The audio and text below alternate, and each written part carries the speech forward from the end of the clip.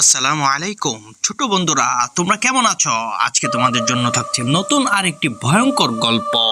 প্রিয় ছোট বন্ধুরা, গল্পটি বাংলাদেশের ঢাকা শহরের মিরপুরের তৈরি এক নতুন ভবনকে কেন্দ্র করে।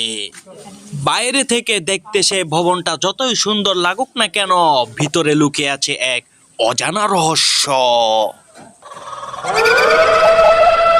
মিরপুরে তৈরি হলো এক বিশাল বহুতল ভবন, ঝকঝকে কাচের দেওয়াল, আধুনিক লিফট আর চারপাশে আলো ঝলমলে পরিবেশ। সবাই ভেবেছিল এই ভবন হবে এলাকার সবচেয়ে আধুনিক আর নিরাপদ জায়গা। ছোট বন্ধুরা, কিন্তু ভবনটা তৈরির পর থেকেই অদ্ভুত ঘটনা ঘটতে শুরু করলো।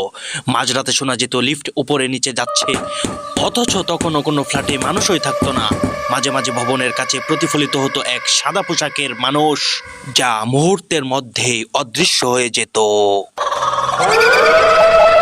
এক রাতে ভবনের কেয়ারটেকার দেরি করে কাজ শেষ করলেন। লিফটে করে নামার সময় হঠাৎ লিফট থেমে গেল চতুর্থ তলায়। দরজা খুলতেই তিনি দেখলেন অন্ধকার।